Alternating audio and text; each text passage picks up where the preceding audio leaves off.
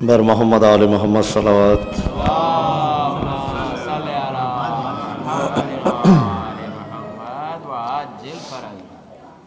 سلام سے پہلے 2-3 اشعار سے آغاز کر رہا ہوں. تاریخ اسلام میں شامل شمر بھی ہے، مختار بھی ہے. تاریخ اسلام میں شامل شمر بھی ہے، مختار بھی ہے. تاریخ اسلام میں شامل شمر بھی ہے، مختار بھی ہے.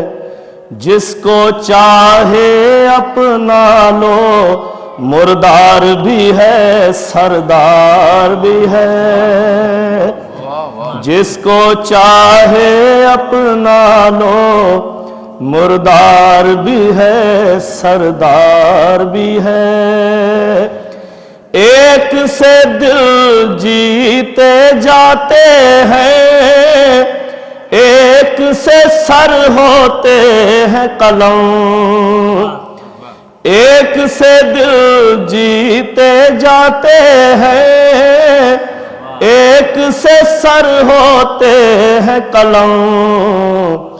مومن کے ہتھیاروں میں آنسو بھی ہے، تلوار بھی ہے. مومن کے ہتھیاروں میں آنسو بھی ہے، تلوار بھی ہے. مظلوموں کی نصرت اور ظالم سے برات ہے لازم. دین محمد میں واجب اقرار بھی ہے، انکار بھی ہے. مظلوموں کی نصرت اور ظالم سے برات ہے لازم. دین محمد میں واجب اقرار بھی ہے، انکار بھی ہے. بر محمد آل محمد صلوات.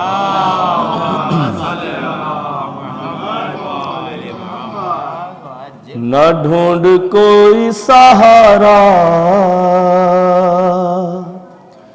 حسین کافی ہے. نہ ڈھونڈ کوئی سہارا، حسین کافی ہے، حسین کافی ہے.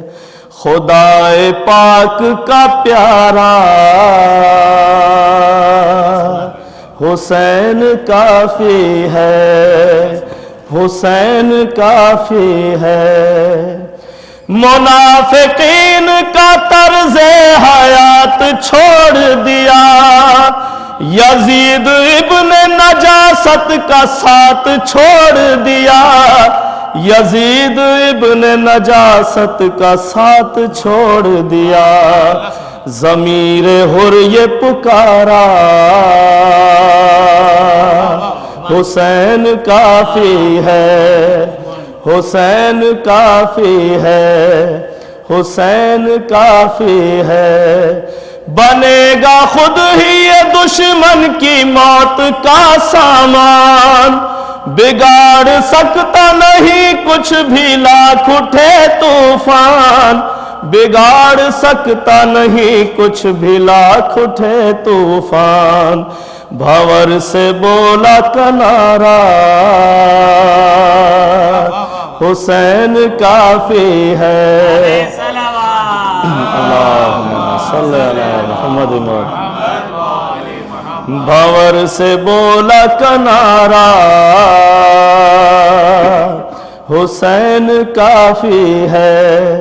وہ بادشاہوں کا سردار اور شاہوں کا شاہ، اکیلا دین بچانے چلا ہے دین پناہ. اکیلا دین بچانے چلا ہے دین پناہ. یہی ہے رب کا اشارہ، حسین کافی ہے، حسین کافی ہے، حسین کافی ہے، وہ بادشاہوں کا سردار اور شاہوں کا شاہ، اکیلا دین بچانے چلا ہے دین پناہ، اکیلا دین بچانے چلا ہے دین پناہ، یہی ہے رب کا اشارہ، حسین کافی ہے، حسین کافی ہے، حسین کافی ہے، اندھیری قبر کی خاطر اور اپنی بخشش کی سند تمہارے بزرگوں نے ان سے مانگی تھی، سند تمہارے بزرگوں نے ان سے مانگی تھی، سمجھ لو تم بھی خدا را،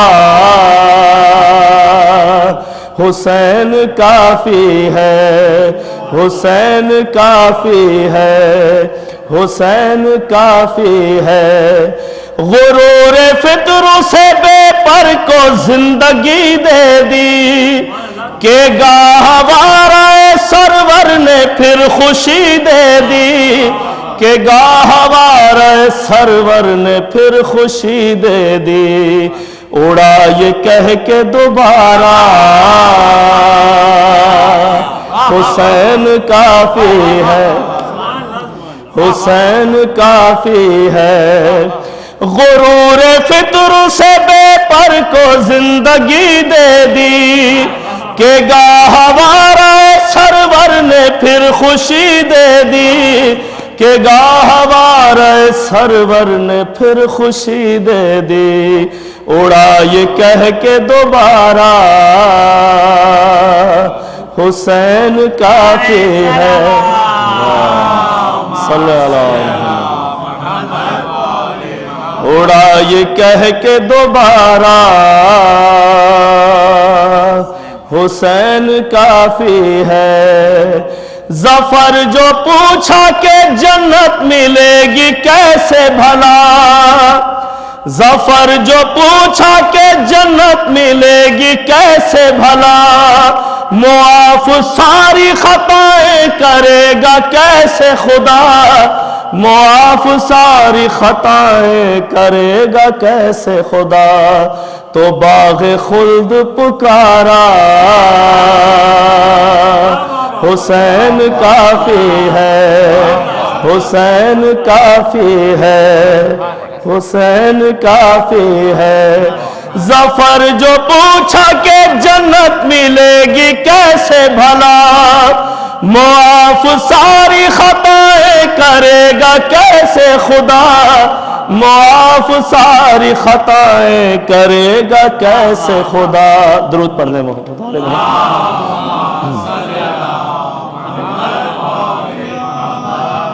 قبلہ تشریف لائیں، ایک شعر کی زحمت اور اس کے بعد مقطع پڑھ رہا ہوں، غرور فطر سے بے پر کو زندگی دے دی، کہ گاہوارہ سرور نے پھر خوشی دے دی، کہ گاہوارہ سرور نے پھر خوشی دے دی، اڑا یہ کہہ کے دوبارہ حسین کافی ہے، حسین کافی ہے، ظفر جو پوچھا کہ جنت ملے گی کیسے بھلا، معاف ساری خطائیں کرے گا کیسے خدا، معاف ساری خطائیں کرے گا کیسے خدا، تو باغ خلد پکارا، حسین کافی ہے، حسین کافی ہے، آواز بلند سلوات،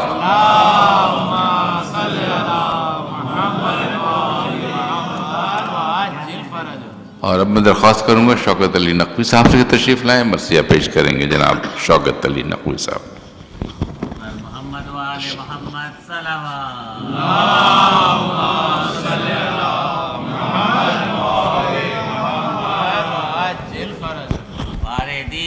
صلوات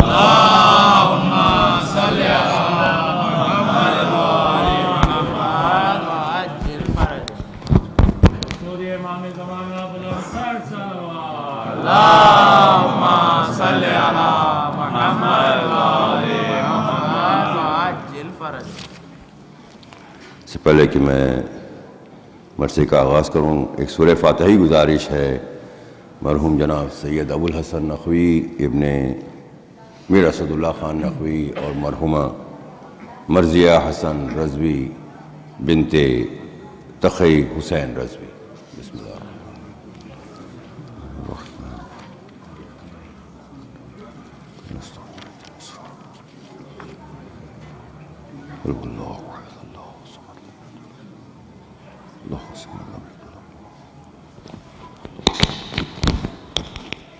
نعرہ صلوات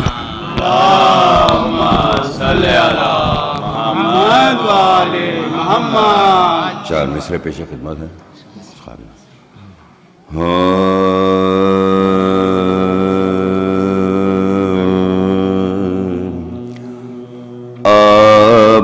عباس کی فرات ہے،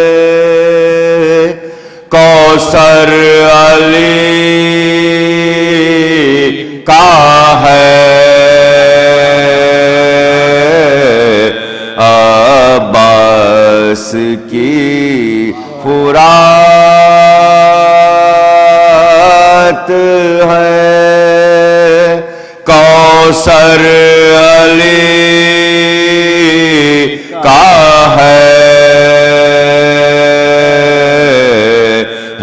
کربلا حسین کی، خیبر علی کا ہے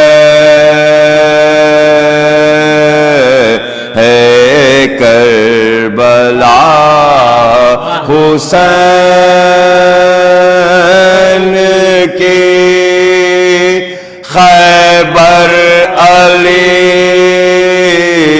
کا ہے،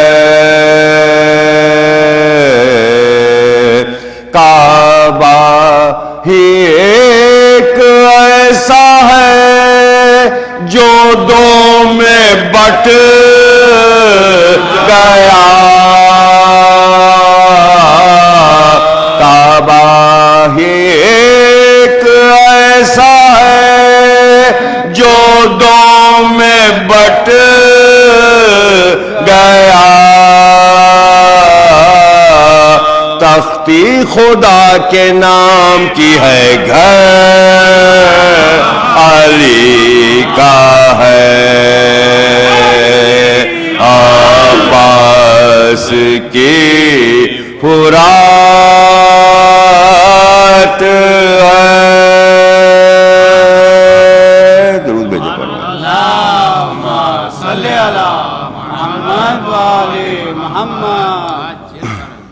اہل بیت اطہار آفتاب دکن جناب علامہ سید اختر رضی صاحب کا سلام ہے. 3-4 شعر پیش کر رہا ہوں، اس کی ضرور بھیجیں پر محمد و آل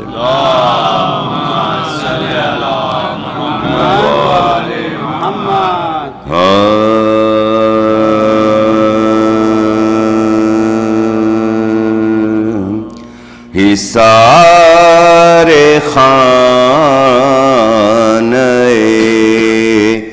معبود گھر حسین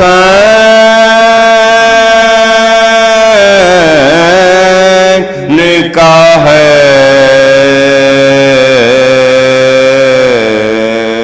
حصار خانہ معبود گھر حسین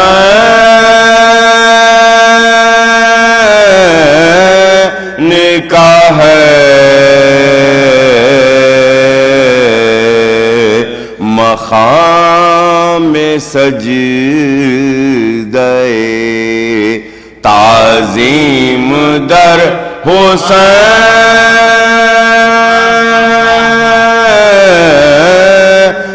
کا ہے،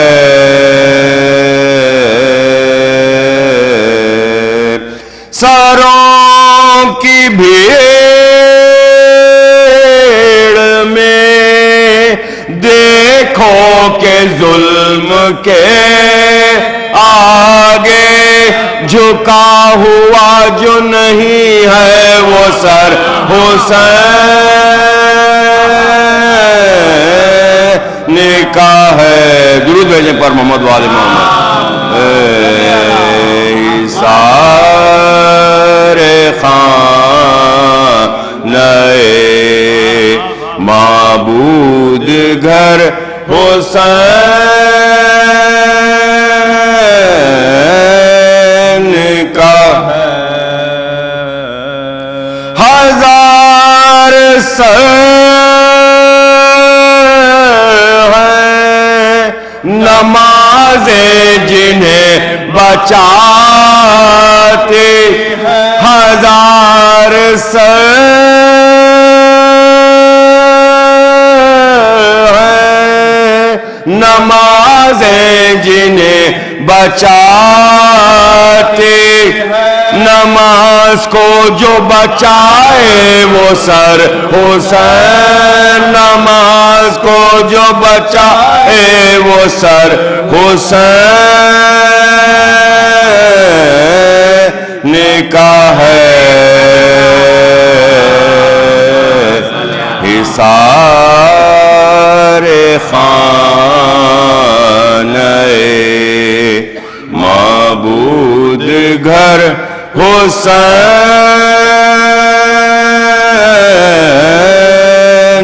کا ہے. یزیدیت جو کہیں منہ چھپائے بیٹھی، خدا کا خوف نہیں اس کو ڈر حسین، خدا کا خوف نہیں اس کو ڈر حسین کا ہے. یہ کہہ کے ساقیے کوثر نے مجھ کو جام دیا، یہ کہہ کے ساقیے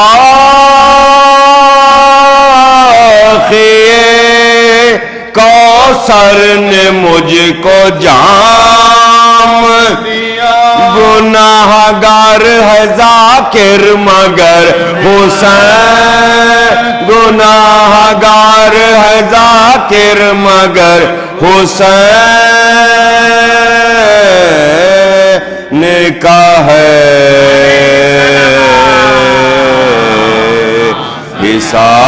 حصار خانۂ معبود گھر حسین کا ہے. حصار خانۂ.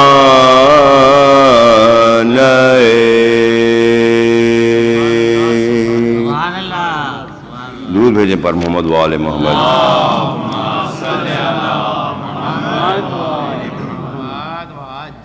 یہ مجلس چونکہ رسول خدا کی وفات کے مناسبت سے منعقد کی گئی ہے، چند مرثیے کے بند ہیں، اس مناسبت سے سورہ فاتحہ.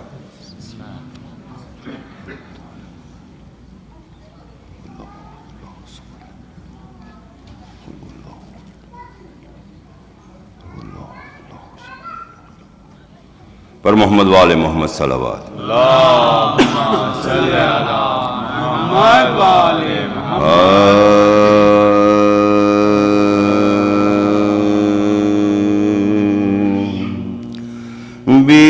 بیمار جب کہ احمد مختار ہو گئے، بیمار جب کہ احمد مختار ہو گئے، دشمن زیادہ در پے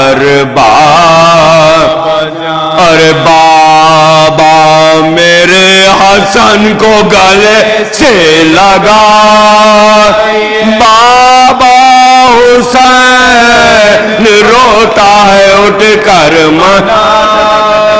ہائے بابا حسین روتا ہے اٹھ کر منا ہوش آیا تو بلایا حسن اور حسین کو ہائے لپٹایا اپنے سینے سے ہر نور عین نانا کے غم میں کھویا نواسوں نے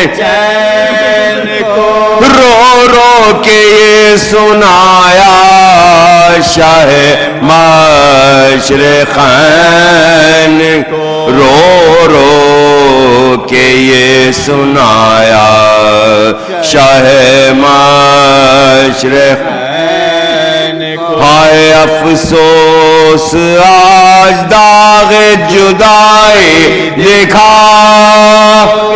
سنتے ہیں ہم یہ سب ہے ہمیں چھوڑ جا سنتے ہیں ہم یہ سب سے ہمیں چھوڑ جا رو رو حسن حسین یہ کہتے تھے بار بار اب کون زانوؤں پہ اٹھا کر کرے نانا گلے لگاؤ نواسے ہیں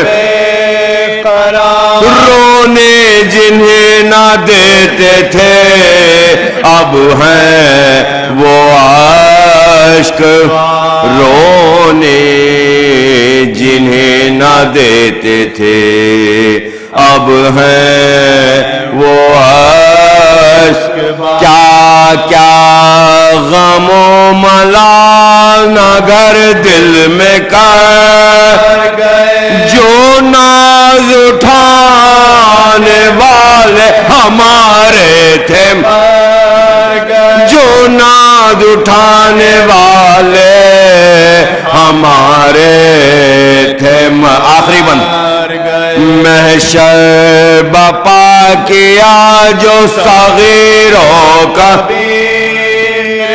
سمجھایا ضبط کر کے جناب امیر تدبیر غسل شاہ امم کی وزیر اور نہلایا ان کو عاشق رب خدیر نہلایا ان کو عاشق رب خدیر گوہال غم سے غیر تھا زوجے بطول کفنا کے خود جنازہ اٹھا یا رسول کفنا کے خود جنازہ اٹھایا رسول کا بیمار جب کہ احمد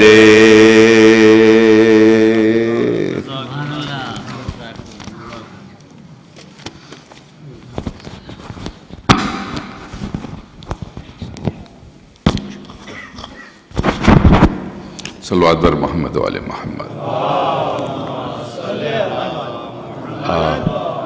خواتین حضرات اس ہفتے کی یہ آج آخری مجلس ہے. آئندہ ہفتے کی مجالس تو جمعرات سے شروع ہوں گی اور مولانا ڈاکٹر ماجد عابدی صاحب ان مجالس سے خطاب کریں گے.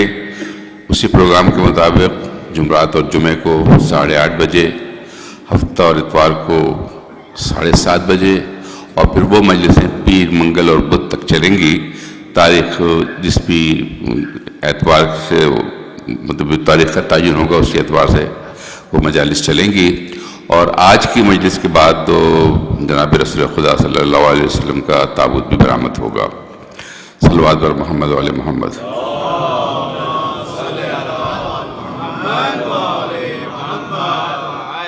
ایک بار پھر وہی ناخوشگوار فریضہ کہ آگے تشریف لائیے، آپ لوگ بہت پیچھے ہیں، بیچ میں بہت جگہ ہے۔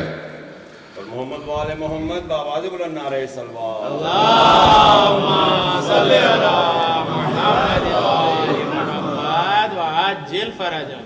تشریف لائیے قبلہ۔ نعرہ صلوات،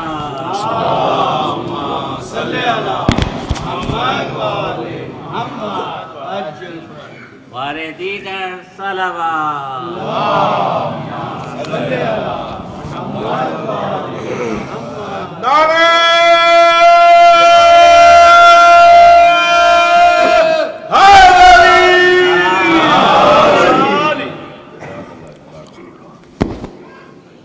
فاتحہ۔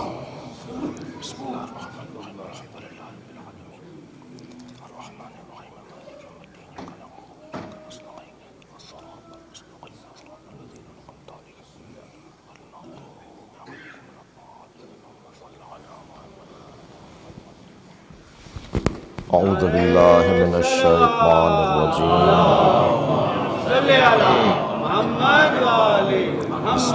بسم اللہ الرحمن الرحیم، الحمد للہ الذی لا یبلغ مدحتہ القائلون ولا یحصی نعماءہ العادون ولا یعدی حقہ المجتہدون، الذی لیس لصفتہ حد محدود ولا نعت موجود ولا وقت معدود ولا اجل ممدود، فطر الخلائق بقدرته ونشر الرياح برحمته، الصلاة والسلام على الرسول المسدد المصطفى الامجد المحمود الاحمد، سیدنا و مولانا و مولا الکونین جد الحسن والحسین عانی ابا القاسم محمد،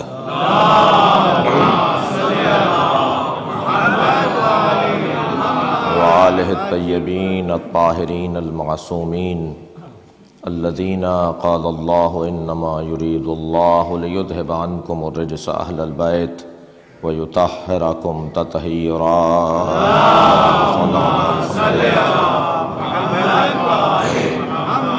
ولعنت اللہ علی اعدائہم اجمعین من یوم عداوتہم الی قیام یوم الدین، اما بعد فقد قال الحکیم فی قرآن الکریم، بسم اللہ الرحمن الرحیم، اذا جاء نصر اللہ والفتح ورأيت الناس يدخلون في دين الله أفواجا فسبح بحمد ربك واستغفره إنه كان توابا۔ صلوات۔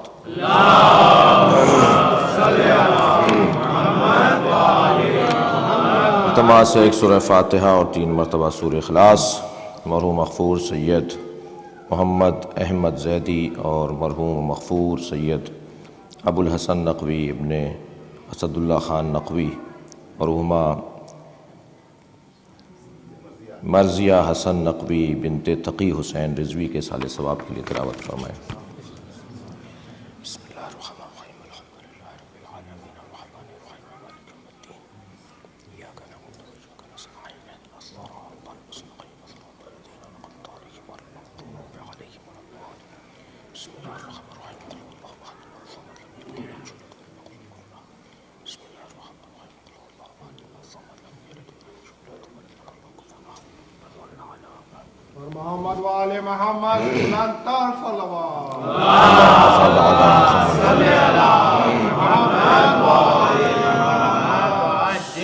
سورہ مبارکہ النصر قرآن مجید کا ایک مختصر اور جامع سورہ۔ یوں تو قرآن کی ہر آیت جامع ہے، اور جامع اس آیت کو کہیں گے جو ایک وسیع پیغام مختصر کلمے میں، مختصر جملے میں عطا کر رہا ہو۔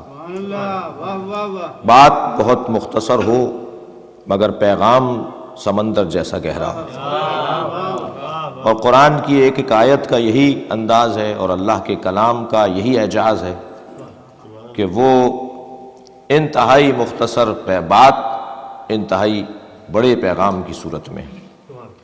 ویسے بھی فصاحت و بلاغت کی تعریف میں یہ بات صاحبان ادب نے لکھی ہے کہ فصاحت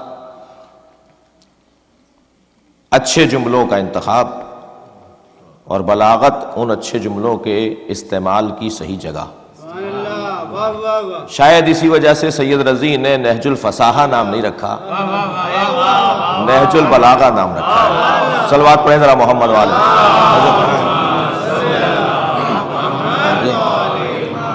اس لیے کہ اللہم صل علی محمد مسجع الفاظ، سجے ہوئے جملے اور بہت ہی آنکھوں کو بھانے والے اور ذہن کو لبھانے والے الفاظ جو ہیں ان کو بہرحال فصاحت کہا جائے گا. لیکن ہر اچھا لفظ ہر جگہ بولا نہیں جاتا.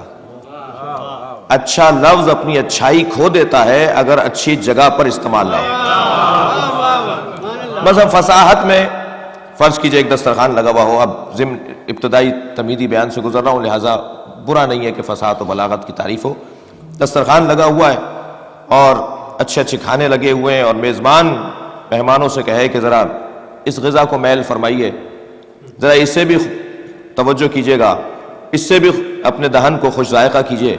الفاظ بڑے اچھے ہیں، یہ الفاظ فصاحت پر مشتمل ضرور ہیں، لیکن اگر ماہ رمضان دوپہر کے 2 بجے دسترخوان لگا کر اچھے جملے کہے جائیں تو فصاحت تو ہے، بلاغت نہیں ہے. سید رضی نے نہج البلاغہ کا نام نہج البلاغہ اس لیے رکھا کہ علی بتائیں گے کہاں کیا بات کی جاتی ہے. صلوات پڑھیں محمد و آل محمد پر.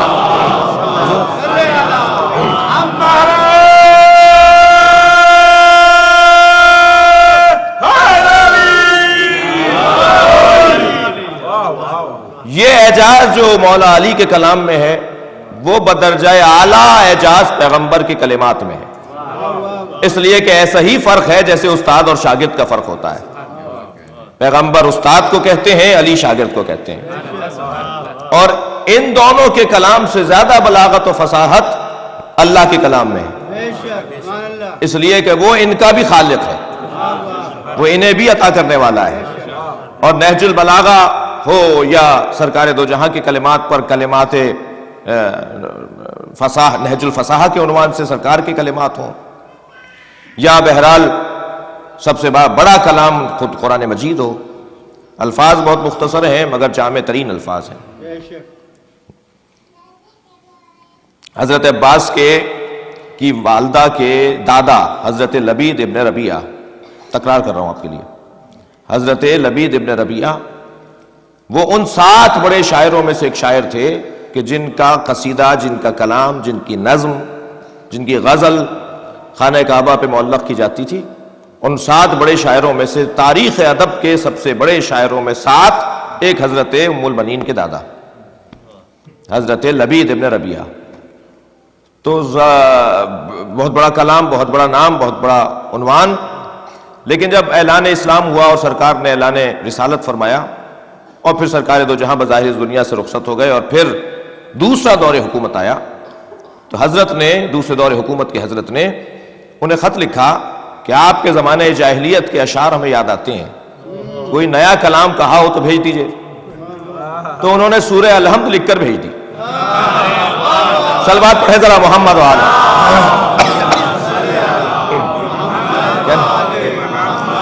کہنے لگے ہم نے قرآن کے نازل ہونے کے بعد کلام کہنا ہی چھوڑ دیا،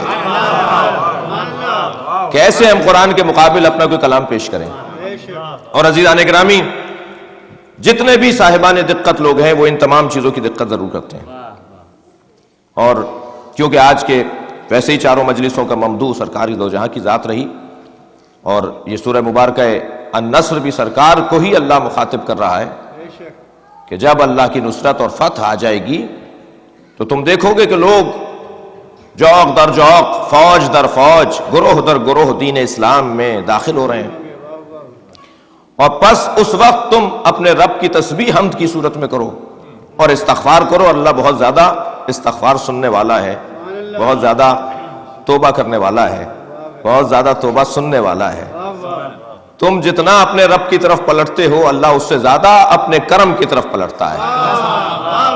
لہٰذا وہ تواب رحیم ہے، وہ تواب غفار ہے، وہ تواب رؤوف ہے، وہ ایک ایسا پلٹنے والا اپنے رحم اور کرم کے اوپر ایسا ہے کہ 70 ماؤں سے زیادہ محبت کرتا ہے اپنی مخلوق سے۔ ایک ماں کی محبت کا پیمانہ آج کے دانشور طے نہیں کر سکتا، تو اسے 70 ماؤں سے اگر جوڑ دیا جائے تب بھی کہہ دیا کہ اس سے زیادہ۔ صلوات پڑھے محمد و آل محمد۔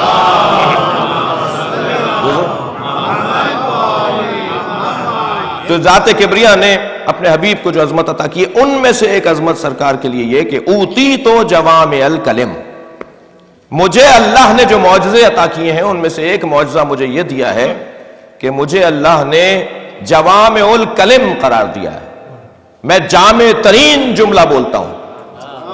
یہ لفظ سرکار کا ہے، یہ جملہ، یہ حدیث سرکار کی ہے۔ میں جب بولتا ہوں تو ایسے جامع الفاظ بولتا ہوں کہ جس کے اندر کہیں کوئی جھول نہیں رہتا، اور یہی رنگ اور بو جو ہے مولا کائنات کے کلام میں ہے، اور یہی باکمال کلام خالق محمد اور علی کا ہے۔ وہ اس میں سے سورہ مبارکہ ہے والنصر، النصر چھوٹا سورہ ہے مگر جامع سورہ ہے۔ بہت سارے سوروں کو جامع سورہ کہا گیا ہے، اور جو پورے قرآن کا کام اگر ایک جگہ پر دیکھنا ہو تو اس سورہ جامع کو دیکھ لیا جائے۔ پروردگار عالم اپنے حبیب سے مخاطب ہے کہ جب اللہ کی نصرت اور فتح آ جائے گی تو تم لوگوں کو جوق در جوق داخل ہوتے ہوئے دیکھو گے۔ سوال یہ ہے کہ کیا اسلام تلوار کی بنیاد پر پھیلا یا اخلاق محمد کی بنیاد پر پھیلا؟ اسلام تلوار کی بنیاد پر نہیں پھیلا ہے، اس لیے کہ تلوار کی بنیاد پر کوئی چیز پھیلتی نہیں ہے، سکڑتی ہے۔ کم سے کم دل سکڑ جاتے ہیں۔ صلوات پڑھے محمد و آل محمد۔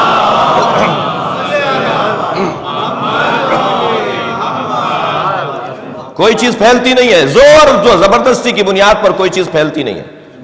جو چیز پھیلتی ہے، جو چیز وسعت پاتی ہے، جس کے اندر جاذبیت اور طاقت آتی ہے، وہ ہے اخلاق، وہ ہے کردار، وہ ہے رافت و محبت، وہ ہے پیار، وہ ہے اپنائیت، وہ ہے درگزر، وہ ہے حلم و بردباری، وہ ہے تحمل مزاجی، وہ ہے آئندہ کا سوچنا اور آج کو گزار دینا۔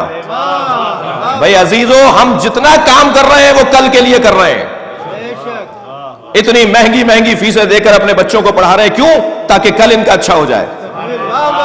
صلوات پڑھے ذرا محمد و آل محمد۔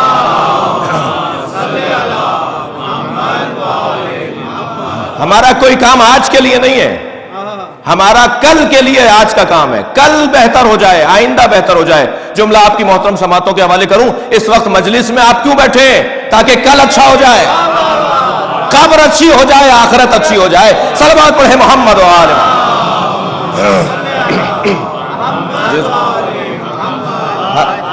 ہر شخص جو ہے وہ اپنے کل کی فکر میں ہے، اور کل کیسے بہتر ہوگا۔ جلد باز اور ہوتے ہیں اور ہوشیار اور سمجھدار اور ہوتے ہیں۔ کبھی بھی کسی کام میں جلد بازی نہ مطلقاً صحیح ہے نہ مطلقاً غلط ہے۔ جب طے ہو جائے کہ خیر ہے تو پھر جلد بازی ہو۔ اب یہ خیر کون طے کرے؟ صرف ایک جگہ کہا ہے جلد بازی کے لیے، جلدی کرو، وہ ہے خیر۔ فاستبقوا الخیرات۔ صلوات پڑھیں ذرا محمد و آل محمد۔ خیر کے کاموں میں جلدی کرو، ورنہ کسی کام میں بھی جلدی کو اللہ پسند نہیں کر رہا۔ اور عجول ہونا، جلد باز ہونا تو قرآن میں مذمت آئی ہے انسان کی، لیکن جو خیر طے کر لیتا ہے پھر وہ اب اس کا فن ہے کہ وہ خیر کو طے کرے کہ خیر ہے کیا۔ بہت مشکل کام ہے، اتنا آسان نہیں ہے، اس لیے کہ ملا مکاری کا دور ہے جی، لباس کا دور ہے، دنیا ہے۔ کل ہم کہہ چکے ہیں دنیا یعنی دھوکے کی جگہ۔ طے ہی نہیں ہو پاتا جب تک کہ گفتگو آگے نہ بڑھے۔ بھائی بہت ساری کسوٹیاں دے دی، سفر ساتھ کر لو، معاملہ کر کے دیکھ لو، پڑوس میں رہ کر دیکھ لو، کچھ اور چیزیں کہ دسترخوان پر بیٹھ کے دیکھ لو، کچھ ایسی چیزیں بتا دی گئی کہ یہ کام کر لو تاکہ تمہیں معلوم ہو یہ اندر کا کیسا ہے باہر کا کیسا ہے۔ بہت سارے لوگ باہر کچھ اور ہیں اندر کچھ اور ہیں، لیکن جب یہ طے کرنا ہو کہ یہ ایک جیسے ہیں اور بہرحال جیسے ہیں وہ ظاہر ہو جائیں تو پھر طے کرنا ہوگا کہ اب کیا فیصلہ ہے، اب کیا کرنا ہے۔ اور مولا بھی فرما رہے ہیں، جملہ محسوس کریں مولا علی کا نہج البلاغہ کا، مولا فرما رہے ہیں عقل مند وہ نہیں ہے جو خیر اور شر میں سے خیر کو لے لے، یہ تو جانور بھی کرتا ہے، ہر غذا پر منہ نہیں مارتا، جانور بھی سونگھ کر دیکھتا ہے کہ یہ مجھے لینی چاہیے نہیں لینی چاہیے۔ مولا فرما رہے ہیں عقل مند وہ نہیں ہے جو خیر اور شر میں سے خیر کو لے لے، عقل مند وہ ہے جو دو شروں میں سے کم شر کا انتخاب کر سکے۔ صلوات بھیجے محمد و آل محمد۔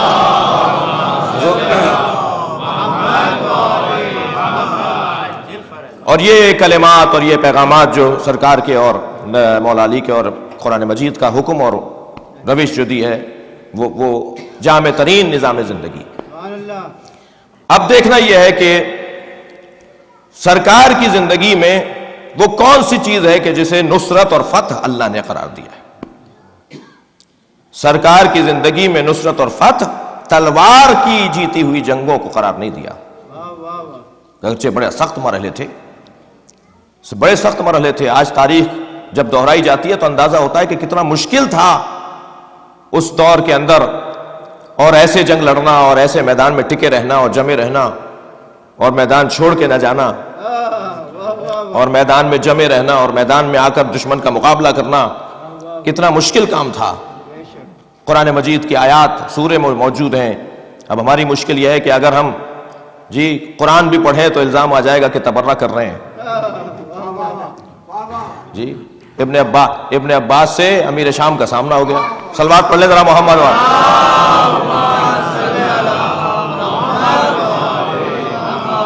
ابن عباس سے امیر شام کا سامنا ہو گیا تو کسی نے آواز دی ابن عباس علی کے بارے میں کچھ کہیے، تو ابن عباس کو تو موقع چاہیے تھا کہ کہیں ایسے لوگ بھی ہوں تو کچھ کہوں، تو ابن عباس نے مولا کے فضائل پڑھنا شروع کیا، تو وہاں سے امیر شام کی آواز آئی خاموش، کوئی اور موضوع نہیں ہے۔ ابن عباس سے امیر شام کہتا ہے خاموش ہو جاؤ، تمہارے پاس کوئی اور کہنے کو بات نہیں ہے۔ تو ابن عباس نے ایک بہت ہی مختصر ترین جملہ کہا، انہانی ان تلاوت القرآن، کیا مجھے قرآن کی تلاوت سے روکتا ہے؟ صلوات پڑھے محمد و آل محمد پر۔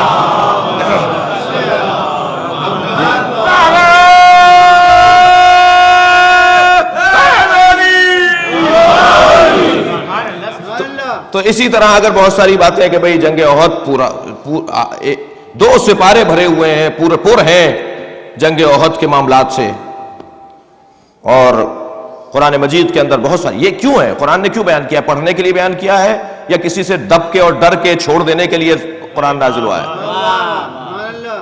البتہ یہ میں اپنے جوانوں اور بچوں اور کمسنوں کے لیے کہہ دوں، اتفاق سے آج تعداد ان کی مناسب ہے، کہ تبرہ ہمارے ہاں نماز کی طرح واجب ہے۔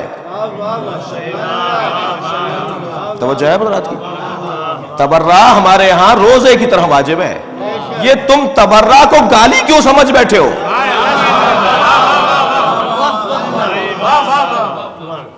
اگر تمہیں سمجھ میں نہیں آ رہا تو اس کا مطلب یہ نہیں ہے کہ ہم چھوڑ دیں گے، تمہیں اپنی سمجھدانی کو بڑھانا پڑے گا۔ صلوات پڑھے ذرا محمد و آل محمد۔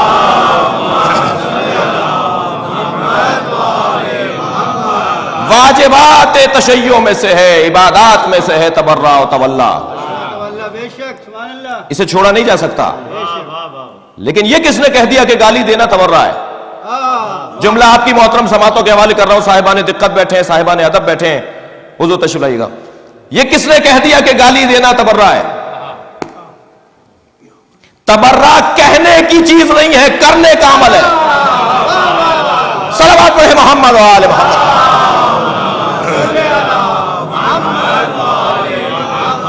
بھائی فروعات دین میں ہے نا، ایک عمل ہے نا، فروعات دین میں ہے نا، ایک عمل ہے نا۔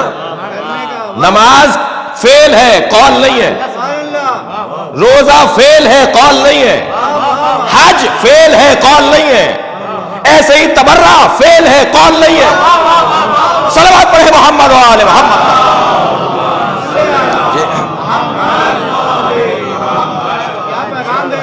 اب وہ کیسے قول، کیسے فعل اپنایا جائے، کس طرح کا کام ہو جسے تبرہ کہا جائے؟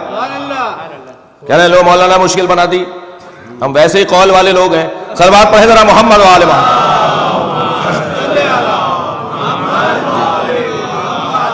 کیا کریں کہ یہ فیل ہو جائے؟ کیسے کریں کہ تبرہ عملی ہو؟ تبرہ قولی نہیں ہے، عملی ہے. اور عمل کیا کریں کہ تبرہ شمار ہو؟ ہم نماز پڑھنے کے لیے جماعت میں شریک ہوئے، جماعت کی نماز پڑھی ہم نے. نماز کے بعد مولانا مڑ کے کھڑے ہوئے اور لوگوں کے مسئلوں کے جواب دینے لگے، شرعی مسائل پوچھے جا رہے تھے. ہمارے ابا بھی ان کے برابر میں کھڑے تھے. ہمارے ابا ان سے 20-22 سال 25 سال بڑے عمر میں.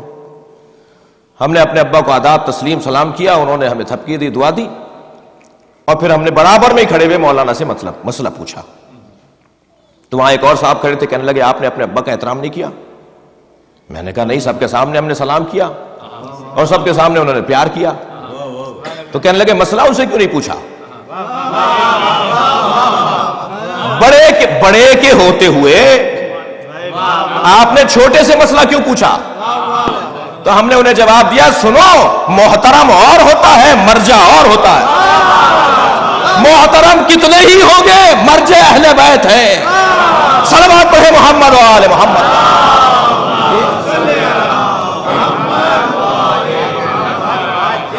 ہمیں مسئلہ دیگر صلوات اللہم صلی علی محمد و آل محمد. ہمیں مسئلہ اہل بیت سے پوچھنا ہے. بس اگر کسی جانب رخ کر لیں تو اسے تولا کہتے ہیں، اور کہیں سے رخ موڑ لیں تو اسے تبرہ کہتے ہیں. بلند تر صلوات ہدیہ کریں. یہ عمل ہے، یہ ایک عمل ہے. اور عزیزان گرامی، شاید مکتب اہل بیت سے زیادہ زندہ مکتب کوئی نہیں. ہرگز میری مراد کوئی تعصب کرنا نہیں ہے، سب اپنی جگہ اپنی خدمت کر رہے ہوں گے، لیکن جتنا زندہ مکتب اہل بیت ہے، اس لیے کہ یہاں پر کوئی جراثیم آنے کا رستہ نہیں ہے، بیکٹیریا وائرس آنے کا کوئی رستہ نہیں ہے. توجہ ہے کہ صاحب اتنا معیار اونچا کر دو. مجھ سے ایک صاحب کہنے لگے کہ صاحب آپ ذرا بتائیے، مولا کائنات کی 18 بیٹیاں تھیں، 19 بیٹیاں تھیں جی، 10 کے نام بتائیے. تو مجھے تو نہیں آئے. میں نے کہا صاحب کتاب کھول کے بتاؤں گا. کہنے لگے مثلا فلاں امام کی 4 بیویاں تھیں، زوجات تھیں، تو ذرا چاروں کے نام بتائیے. ہم نے کہا ہمیں تو نہیں آ رہے. کیوں نہیں آ رہے؟ اس لیے نہیں آ رہے کہ ہم نے اپنا معیار اتنا اونچا کیا ہے. ہمارے پاس وقت نہیں ہے 14 کے اوپر غور کرنے پر. کیا ہم اپنی زندگیاں مستقل صرف کر دیں، مختلف وقف کر دیں تو 14 کی زندگیوں کو احاطہ کر سکتے ہیں جو ان کی زوجات پر غور کریں؟ تو جو قوم اپنے امام کی زوجہ پر غور نہیں کرتی وہ صحابی پر کیا غور کرے گی؟ صلوات پڑھے محمد و آل محمد.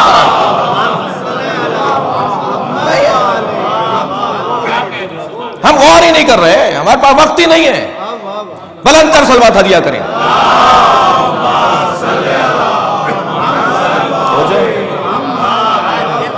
اچھا یہ تو میں نے اپنے لیے کہہ دیا نا، ظاہر ہے میں اپنے لیے ہی کہوں گا، مگر سب اپنے آپ کو تولیں. ایسا ہی ہے جیسا میں نے کہا یا نہیں؟ اس لیے کہ ہماری زندگیاں کم ہیں اور اہل بیت کے فضائل زیادہ ہیں. اتنا اونچا معیار. تو عزیزان گرامی، تبرہ اور تولا ایک عمل کا نام ہے، قول کا نام نہیں ہے. جملہ محسوس کریں گے، وہی انداز تبرہ ہو جو انداز میرے معصوم نے زیارت عاشورہ میں دیا ہے. کسوٹی دے دی کہ کس پر نام لے کر لعنت کرنی ہے اور کس کا نام نہیں لینا. صلوات پڑھے محمد و آل محمد پر.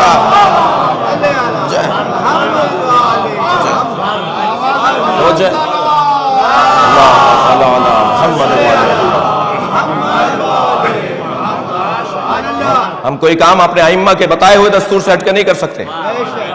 انہوں نے ہمارے لیے ساری چیزوں کو روشن کر دیا ہے، سارے کام ہمارے لیے طے کر دیے ہیں. تو مسئلہ یہ ہے کہ وہ جو ذات، ایک جامع ترین ذات جس کی زندگی کے اوپر غور کرنے کے لیے زندگیاں کم ہیں، اس کی زندگی کے اندر آنے والے افراد اپنی قیمت بڑھا رہے ہیں، سرکار کی قیمت میں اضافہ نہیں ہو رہا۔ مشکل یہ ہے کہ عمومی طور پر سرکار کی توہین تو قابل قبول ہو جاتی ہے، کسی اور کی نہ ہونے پائے۔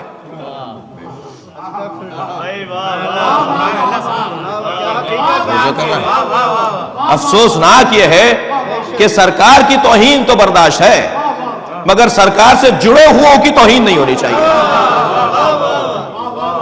یہ کیسا معیار ہے؟ پر ہیں کتابیں عزیزان گرامی، کہاں جائیں، کہاں روئیں، کس سے کہیں، کس سے گلہ کریں، کس سے شکوہ کریں۔ کچھ لوگوں کو بچانے کے لیے سرکار کو نظر انداز کر دیا جاتا ہے، لیکن نئی کسوٹی کیا ہے؟ بہت اچھے جملے کہے جناب مفتی اسحاق صاحب نے، میں پھر ان کا نام دہرا رہا ہوں اس خانے میں۔ فیصل آباد کے ایک عالم دین اہل حدیث کے، جن کا آپ نے سب نے تقریباً زیادہ تر نے ان کو سنا ہوا ہے، میں اکثر ان کی خدمت میں جایا کرتا تھا فیصل آباد۔ 6 مہینے پہلے ان کا انتقال ہو گیا، تعزیت کر کے آیا ان کے گھر۔ بہت اچھا پیمانہ دیا انہوں نے، بہت بہترین کسوٹی دی انہوں نے فرمایا کہ مت جاؤ ان بحثوں میں ورنہ الجھ جاؤ گے، لکھ دیا گیا سب کچھ، کتابوں میں لکھا ہوا ہے، تمہاری کتابوں میں لکھا ہوا ہے کہ کس نے کیا کیا کیا، لہذا اگر اس الجھن میں پڑو گے تو بہت مشکل ہو جائے گی۔ تو ایک ہی فیصلہ کر لو کہ ہمارے نزدیک اگر کوئی آئیڈیل، مثال، نمونہ، اسوہ ہے تو نبی کی ذات ہے، اور ہم بھی عزیزان گرامی اسوہ حسنہ کے طالب ہیں۔ توجہ ہے، ہم بھی سیرت پیغمبر کے طالب ہیں، ہمیں بھی محمد ہی چاہیے، اس لیے کہ اگر ہمارے پاس سرکار کی سیرت آ گئی تو علی خود آئیں گے، بطول خود آئیں گی، حسنین خود آ جائیں گے۔ صلوات پڑھیں محمد و آل محمد۔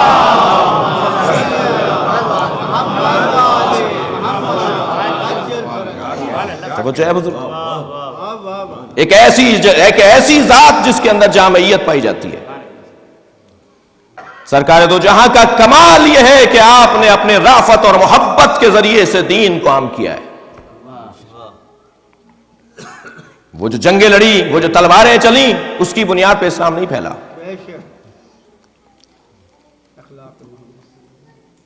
جنگ احد ہے، مولا کے مقابل ایک مرتبہ شخص آیا اور حضرت نے اس کو نہتہ کر دیا، اس کی تلوار ٹوٹ گئی، اور جب نہتہ ہو گیا تو مولا سے کہنے لگا حب لی سیفک یا علی، علی کا دشمن، علی کا قاتل علی سے تلوار مانگ رہا ہے۔ اب بتائیے تلوار کی بنیاد پر اگر جنگ جیتی ہوتی تو کیا نقشہ ہوتا؟ کہتا ہے یا علی اپنی تلوار دے دے، مولا نے ایک لمحہ نہیں لگایا تلوار دینے میں، ادھر مانگا یا علی اپنی تلوار دیجئے، حضرت نے اپنی تلوار اس کی طرف پھینک دی، تلوار تان کر مولا کی طرف آنے لگا، اور وہ قریب آ رہا تھا اور علی کا چہرے کا اطمینان بتا رہا تھا کہ علی کسی اور کی خاطر نہیں، اللہ کی خاطر میدان میں آتے ہیں، اور بالکل قریب پہنچ کر تلوار ہاتھ میں لے کر کہنے لگا کوئی اپنے قاتل کو تلوار دیتا ہے؟ کوئی اپنے دشمن کو تلوار دیتا ہے؟ حضرت نے فرمایا پہلے دشمن تھا پھر سائل ہو گیا تھا، علی مانگنے والے کو لوٹا نہیں سکتا۔ صلوات پڑھے محمد و آل محمد پر۔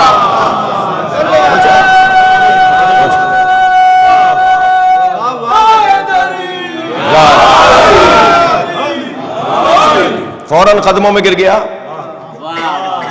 فوراً قدموں میں گر گیا، مجھے کلمہ پڑھوا دیجئے۔ تلوار سے مسلمان نہیں ہوا ہے، جہاد، میں اپنے جوانوں کے لیے جملہ کہہ رہا ہوں، بزرگ مجھ سے بہتر جانتے ہیں، جہاد اصالت نہیں رکھتا، اصالت عقیدہ توحید ہے، بس اس کی راہ میں جو رکاوٹ ہوگی اسے ہٹا دیا جائے، اسی کو جہاد کہا جاتا ہے۔ اب وہ ہٹائیں گے تلوار کے ذریعے یا اخلاق کے ذریعے؟ صلوات پڑھے محمد و آل محمد۔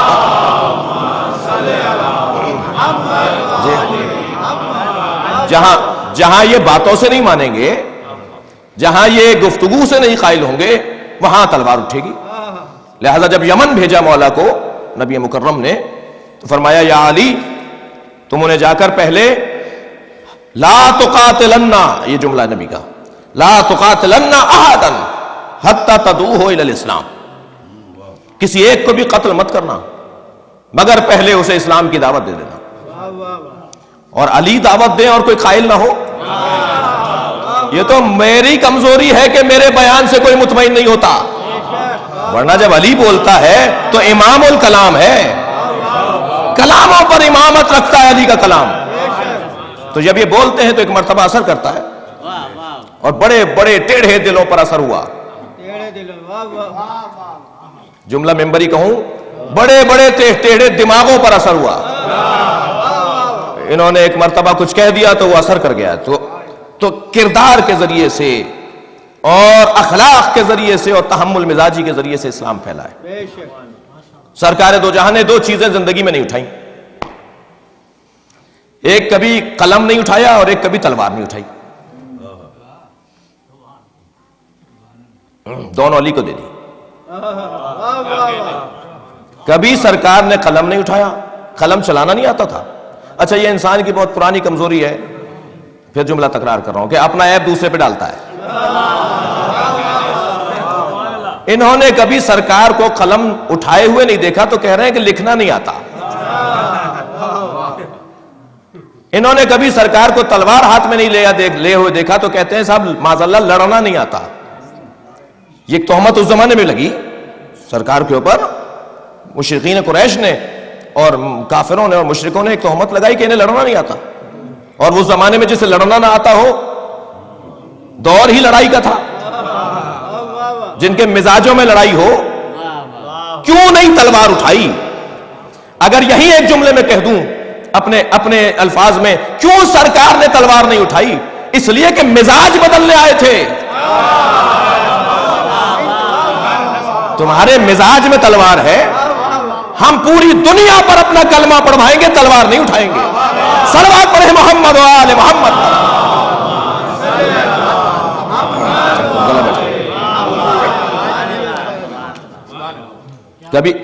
کبھی تلوار نہیں اٹھائی اور سرکار کے لیے فرما رہے مولا علی۔ اب جس نے تلوار اٹھائی وہ کیا کہہ رہا ہے؟ جس نے تلوار ایسی اٹھائی کہ ذوالفقار جس کی تلوار کا نام ہو جائے، آسمان سے قصیدے کی آوازیں فضا میں گونجیں جس کی تلوار کے چلنے پر، وہ علی بن ابی طالب کیا فرما رہے ہیں؟ فرماتے ایک جگہ فرمایا مولا نے اپنے ڈرنے کا، مجھے اگر کبھی کوئی خوف طاری ہوا تو میں نے پیغمبر کی پناہ لی، یہ کہہ کر بتا دیا کہ تلوار وہ نہیں چلاتے میں چلاتا ہوں، مگر شجاع مجھ سے زیادہ پیغمبر ہیں۔ صلوات پڑھیں محمد و آل محمد پر۔ فرمایا جب کبھی مجھے کوئی خوف طاری ہوا، مولا علی کے جملے، جب کبھی مجھے کوئی خوف طاری ہوا تو میں نے پیغمبر کی پناہ لی۔ اللہ اکبر، کسی اور کی پناہ لینے کے لیے کوئی قابل نہیں ہے جو علی پناہ لے، میں نے ہمیشہ علی النبی کی پناہ لی۔ تو تلوار پیغمبر نے نہیں اٹھائی، شہادت کی مجلس ہے حضرت کی، تلوار کبھی پیغمبر نے نہیں چلائی، قلم بھی پیغمبر نے نہیں چلایا۔ تلوار تو یوں نہیں چلائی کہ مزاج بدلنا ہے، قلم کیوں نہیں چلایا؟ یہ کہہ رہے ہیں انہیں لکھنا نہیں آتا، وہ کہہ رہے ہیں انہیں لڑنا نہیں آتا۔ پیغمبر نے، اچھا یہ بھی ذہن میں رہے کہ وقتی طور پر تہمت برداشت کر لیں، مستقبل اسی کا ہے جو برداشت کر جاتا ہے۔ الزام لگتے ہیں، تہمتیں لگتی ہیں، ناروا جملے کہے جاتے ہیں، اسے گزار دیا جائے وقت کو، کل وہی آ کے توبہ کریں گے، کل وہی آ کے معافی مانگیں گے جو آج تہمت لگا رہے ہیں۔ پیغمبر نے قلم ہی نہیں چلایا، کیوں نہیں چلایا؟ ایک بہت بڑا نام ہے ہمارے ہاں حضرت آیت اللہ محمد حسین طباطبائی کا، جنہوں نے تفسیر المیزان لکھی ہے، اور تفسیر المیزان کی خوبی یہ ہے کہ یفسر بعضہ ببعض، قرآن کی ایک آیت دوسری آیت کی تفسیر کرتی ہے، اسے کون سمجھے؟ یہ نکالنا آیات کو آیات کی تفسیر کے لیے، اس کے لیے خاص قابلیت چاہیے۔ تو آیت اللہ محمد حسین طباطبائی کی تفسیر کی خصوصیت یہ ہے کہ انہوں نے روایات سے ضمنی طور پر استفادہ کیا ہے، تفسیری استفادہ نہیں کیا۔ انہوں نے آیت کے مقابل آیت لے آئے تاکہ ایک آیت دوسری آیت کو سمجھا دیں۔ ایک آیت کچھ کہہ رہی ہے اسے سمجھنا ہے تو دوسری آیت اسے سمجھا رہی ہے، اور قرآن بھی کہہ رہا ہے کہ یہ ایک آیت دوسری آیت کی تفسیر کرتی ہے۔ تو ایسی کتاب جو بہت ہی جامع ترین تفسیر قرآن ہے۔ آیت اللہ محمد حسین طباطبائی کے فرزند کہتے ہیں کہ میرے بابا ہر کچھ مدت کے بعد مجھے کچھ کاغذ دیتے تھے اور کہتے تھے اسے کنویں میں ڈالاؤ، اور میں ڈال کے آ جاتا تھا۔ صاحبان ادب بیٹھے ہیں، شاعر بیٹھے ہیں، کہنے لگے حسب دستور اسی طرح میں کاغذ کنویں میں ڈالنے جا رہا تھا، 10 دفعہ دیے، تو ایک کاغذ کچھ مڑا ہوا سا تھا, اس کے اوپر ایک آدھا مصرع نظر آ رہا تھا, تو اسے سیدھا کیا تو وہ پورا بہترین کلام, شاہکار نظم, ایک بہترین کلام. دوسرا پرچہ دیکھا تو اس کے اندر بھی ایک بہترین کلام.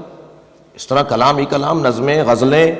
جی کہنے لگے میں واپس لے آیا کہ اسے کیسے کنویں میں پھینک دوں, یہ تو ایک ہر مصرع بولتا ہوا مصرع ہے, ہر شعر بہترین شعر ہے. واپس آ کر کہا بابا یہ آپ نے مجھے کہا تھا کہ کنویں میں ڈالا ہوں, تو مجھے نظر پڑ گئی تو میں واپس لے آیا, تو کلام ہے. کہنے لگے ہاں پہلے بھی جو ڈال کے آئے وہ بھی سب یہی تھے. کہنے لگے ماجرا کیا ہے؟ کہا اللہ نے مجھے صلاحیت دی ہے شعر کہنے کی, جب دل کرتا ہے قلم اٹھاتا ہوں شعر کہہ دیتا ہوں, بہترین نظم ہو جاتی ہے, بہترین نظم ہو جاتی ہے, بہترین غزل ہو جاتی ہے, جو بھی کلام مجھے دل کرتا ہے میں کہہ دیتا ہوں. مگر تم اسے ڈال کے کیوں نہیں آئے کنویں میں؟ کہا بابا کیسے ڈال دوں اتنا اچھا کلام؟ تو کہنے لگے کیا چاہتے ہو؟ کہا انہیں جمع کریں گے. کہنے لگے تمہیں نہیں پتا میں تفسیر قرآن لکھ رہا ہوں؟ اگر میری تفسیر کے ساتھ میرا دیوان آ گیا تو لوگ کہیں گے شاعر کا کلام ہے, کیا لکھا ہوگا. میں اپنا کلام ضائع کر دیتا ہوں تاکہ اللہ کا کلام بلند رہے. پیغمبر نے قلم کیوں نہیں اٹھایا؟ پیغمبر نے قلم یوں نہیں اٹھایا کہ اگر قلم اٹھا لیتے تو یہی کہتے قرآن انہوں نے لکھا ہے, یہ اللہ کا کلام ہے. صلوات پڑھے محمد و آل محمد.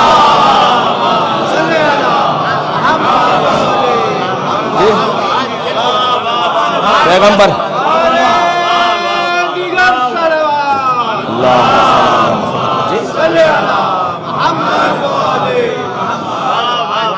قلم بھی نہیں اٹھائیں گے ہم, تلوار بھی نہیں اٹھائیں گے. اور جو سمجھدار ہوں گے وہ سمجھ لیں گے جس نے زبان چوسی ہے تو اتنا اچھا قلم چلا رہا ہے, تو جس کا لعاب دہن ہے اس کا علم کتنا ہوگا. کسی نے پوچھ لیا مولا علی سے, یا علی آپ کا علم پیغمبر کے برابر ہے؟ ہر سوال کا جواب دیتے ہیں مولا. تو فرمان لگے خبردار آئندہ سوچنا بھی نہیں, ھذا لعاب النبی, میرا علم لعاب پیغمبر ہے. جس کے لعاب میں اتنی طاقت ہو اس کے خون میں کتنا اثر ہوگا, اس کے ارادوں میں کتنا دم ہوگا, اس کے عمل میں کتنی تاثیر ہوگی. سرکار دو جہاں کی زندگی کیونکہ مکمل ایک معجزاتی زندگی ہے, اعجاز ہی اعجاز ہے. عزیزان گرامی, حضرت نے جو سیرت چھوڑی ہے وہ ہم کس سے لیں؟ حضرت کو کس سے لیں؟ حضرت کو لینے کے لیے ہمیں ایک ایسا وجود چاہیے جو حضرت کو مکمل جانتا ہو. اس لیے کہ اگر حضرت کو 2 سال 4 سال 6 سال 10 سال کی سیرت حضرت کی لیں گے تو الجھن ہو جائے گی, الجھنیں بڑھ جائیں گی. اس لیے کہ سرکار کی زندگی میں ایک جیسی روش نہیں رہی. حالات کے بدلنے سے حضرت نے اپنی روش بدلی ہے. پابند مزاج نہیں تھے, پابند شریعت تھے. پابند مزاج نہیں تھے, پابند مشیت تھے. مشیت اب یہ چاہتی ہے ایسا کریں تو حضرت وہ کرنے کو تیار ہے. محاذ بدل رہے ہیں تو مزاج بھی بدل رہے ہیں. مکے کا محاذ مختلف ہے تو مکے کا مزاج بھی مختلف ہے. کوئی کہے کہ صاحب جس نے پیغمبر اکرم کو 80 جنگیں لڑتا ہوا دیکھا ہو, یعنی اس دور میں آیا ہو جب پیغمبر نے جنگیں لڑ رہے ہیں, اور کوئی کہے کہ کیا پیغمبر اکرم پتھر بھی کھا سکتے ہیں, تو ایک تڑاک سے جواب آئے گا تم نے پیغمبر کو جانا نہیں, پیغمبر کو پتھر مارے, ایک تلوار آئے گی, ایک تھپڑ آئے گا, فوراً جہنم رسید کر دیں گے, کیونکہ اس نے وہ مکے کی زندگی پتھر کھانے والی دیکھی نہیں. اس نے تو مدینے کی زندگی دیکھی ہے جس میں تلوار پیغمبر چلوا رہے ہیں, دشمن کا جواب دے رہے ہیں, حملہ ہو رہا ہے جواب دے رہے ہیں. کوئی کہے کہ صاحب مکے کے اندر جو پتھر مار رہے تھے ان سے کوئی کہے, اس زمانے میں کسی سے پوچھا جائے جو اس زمانے میں تھا, کیا کیا ایسے لوگوں سے کوئی صلح کر سکتا ہے؟ تو کہیں گے پیغمبر ان سے صلح کریں گے, یہ اس قابل ہی نہیں ہے کہ ان سے صلح ہو. پیغمبر کی زندگی میں جو یہ نشیب و فراز ہیں سرکار کی زندگی میں, 40 سال تک رازدارانہ تبلیغ,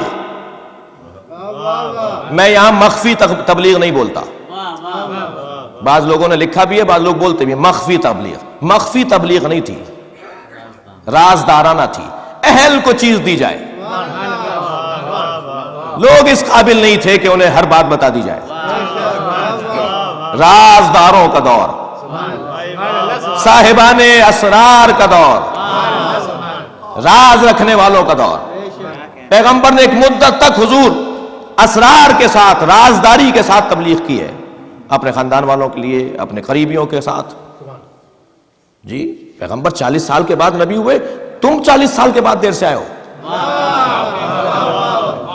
علی بولے یہ جملہ, مولا علی تو نہیں بول رہی ہے کہ 40 سال کے بعد. مولا تو جب سے دنیا میں, مولا تو فرما رہے ہیں میں دنیا میں آنے سے پہلے مسلمان تھا.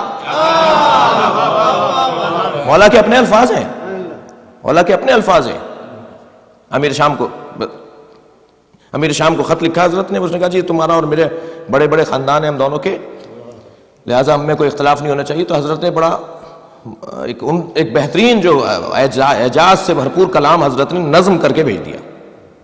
اور اس جواب میں آپ نے ایک ارشاد فرمایا, وہ اشعار جو مولا کے ہیں اس میں فرماتے ہیں کہ سبقتکم الی الاسلام طرا. مولا کا عربی میں نظم ہے جو امیر شام کو جواب کے طور پہ بھیج رہے ہیں. سبقتکم الی الاسلام طرا, میں تم سب سے زیادہ اسلام میں سابق ہوں. تمہارا کوئی پتہ نہیں تھا اور میں مسلمان تھا. اگر یہ مصرع یہاں مکمل ہو جاتا, یعنی یہ شعر یہاں مکمل ہو جاتا اسی مفہوم کے اوپر, تو کچھ الجھنیں باقی رہ جاتی, مگر علی جانتے ہیں, علی الجھنیں دور کرنے والے کو کہتے ہیں. تو دوسرے مصرع میں مولا علی نے ایک مرتبہ الجھن دور کی. پہلے مصرع میں فرمانے سبقتکم الی الاسلام طرا, میں تم سب سے پہلا مسلمان ہوں, تم کوئی مسلمان نہیں تھے اور میں مسلمان تھا. دوسرے مصرع میں فرما رہے ہیں وَمُقَرًّا بِالنَّبُوَّةِ بَطْنَ أُمِّي, میں نے ماں کی شکم میں نبی کا کلمہ پڑھا ہے. صلوات پڑھے محمد و آل محمد.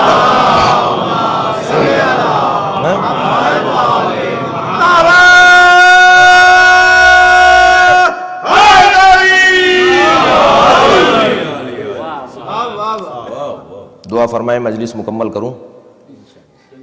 جی یہاں کی سردی جو ہے وہ آج جلوس میں عبادت میں مصروف تھے آپ کے ساتھ, اگرچہ کچھ تاخیر سے پہنچا تھا لیکن وہ شاید اس کا اثر ہے. ایک بلند تر صلوات پڑھیں.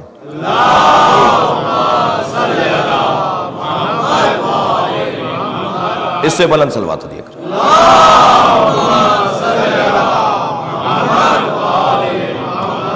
مگر آپ کی توجہ اور آپ کی جانب سے میری ہمراہی یہ سہارا دے رہی ہے. پیغمبر اکرم کس سے لینے ہیں؟ اس سے لینے ہیں کہ جو پیغمبر کے ساتھ اول سے آخر رہا. اول سے آخر. 2 سال کا ساتھی تو 2 سال کے حال بتائے گا. مکے کا ساتھی تو مکے کے حال بتائے گا, مدینے کا ساتھی تو مدینے کے حال بتائے گا. تو ایک ایسا وجود چاہیے جو اول سے آخر تک رہا ہو, جو گود میں آیا ہو اور بغیر غسل دیے ہوئے گیا نہ ہو. چھوڑ کر نہیں گئے, تم چلے جاؤ, تم چلے جاؤ. میں اس لمحے کو تاریخ سے کیسے محو کر دوں؟ تم سے تھوڑی پوچھا جائے گا, پوچھا تو مجھ سے جائے گا. میں پیغمبر کا جنازہ کیسے چھوڑ کے جاؤں؟ لوگ تو مجھ سے پوچھیں گے وارث کون تھا. تم سے تو زیادہ سے زیادہ کہا جائے گا کہ یار کہاں چلے گئے.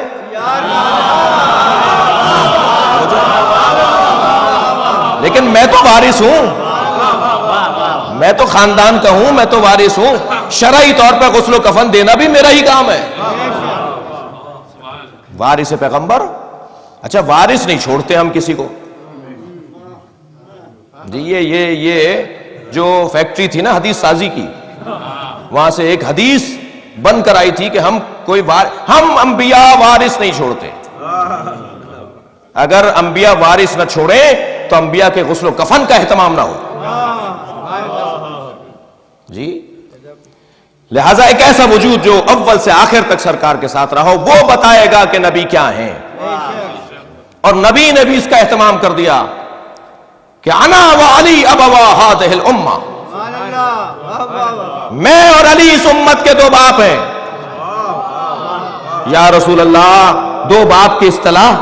بلندر صلوات پڑھے.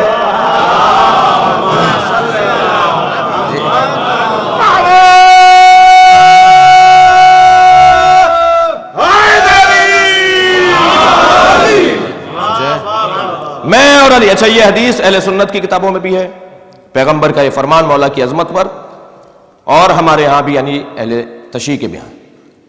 انا و علی ابا هذه الامه, میں اور علی اس امت کے دو باپ ہیں. یا رسول اللہ, دو باپ؟ اس حدیث پہ غور کرنے کی ضرورت ہے. شاید پیغمبر یہ فرما رہے ہوں کہ جب تک اولاد بالغ نہ ہو جائے باپ کا ہونا ضروری ہے. امت بالغ ہی نہیں ہوئی, توجہ ہے, بالغ ہونے تک باپ نہیں ہوگا تو یہ امت تربیت نہیں پائے گی. اسی لیے تو یتیموں کے لیے کہا ہے نا, خیال کرو بھائی, جس پر رحم کیا جائے وہ کوئی اچھا لوگ وجود تو نہیں ہوتا. مظلومیت ہے نا, ایک تراہم, لوگ رحم کھا رہے ہیں, لوگ رحم کھا رہے ہیں, کوئی یہ دے رہا ہے, کوئی وہ دے رہا ہے, کوئی سر پہ ہاتھ رکھ رہا ہے, کوئی پیار کر رہا ہے. ایک زاویہ اس کا اچھا ہے تو دوسرا زاویہ تو اس کا یہ بھی ہے نا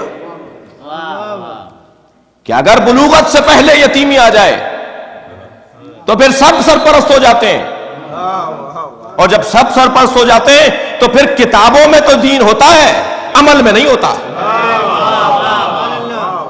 جی, تاریخ کا حصہ تو بن جاتا ہے مگر عملی دنیا میں نہیں ہوتا. فرما رہے میں اور علی اس امت کے دو باپ ہیں.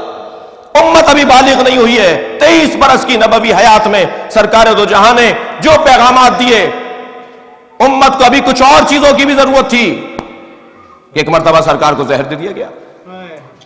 ابھی ذاکر اول نے بہت بہترین مرثیہ, پختہ سوسخان, بزرگ سوسخان, میں خاندانی طور پہ سوسخان خاندان سے تعلق رکھتا ہوں تو تھوڑا بہت شد بدھ ہے سوسخانی کے رنگ اور طرزوں کا اور بندشوں کا. بہترین سوسخانی ابھی ہم نے سنی. پہلے دوسرے مصرے میں پہلے ہی بند کے اندر یہ اشارہ تھا, سرکار کو زہر دیا گیا, سرکار کو زہر دیا گیا, دوا کہہ کر پلایا گیا. حضرت نے فرمایا تم پی لو. حضرت نے فرمایا جو دے رہے تھے, دے رہی تھیں, کہا کہ تم پیو پہلے. میں نہیں جانا چاہ رہا اس بحث کے اندر, لیکن کیا کریں ہماری مظلومیت کو. البتہ دعا کریں صاحب آ جائے, پھر کھل کے باتیں ہوں گی. صلوات پڑھے محمد و آل محمد. ابھی ہم سنبھال نہیں سکتے, ابھی ہم متحمل نہیں ہیں. سرکار کو زہر دے دیا گیا. فرمایا انا اقاتل علی التنزیل وانت تقاتل علی التاویل. یا علی میں تنزیل کی بنیاد پر جنگ لڑ رہا ہوں اور تم تاویل کی بنیاد پر جنگ لڑو گے. یہ تنزیل اور تعویل کیا ہے؟ پیغمبر فرما رہے کہ جو تم جنگیں لڑو گے وہ جنگیں لڑنا بہت مشکل ہے. کوئی کچھ تعویل کرے گا, کوئی کچھ تعویل کرے گا, مگر جو تم کرو گے وہی صحیح ہوگا. میں تنزیل کی بنیاد پر لڑ رہا ہوں, تم تعویل کی بنیاد پر جنگ لڑو گے. اور کھلی ہوئی بات فرما رہے میں کھلے کافروں سے لڑ رہا ہوں. صلوات پڑھے محمد و آل محمد پر. اس سے بلند صلوات ہدیہ کریں گے.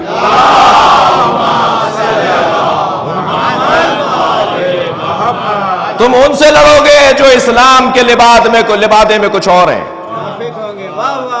بہت مشکل جنگ تھی.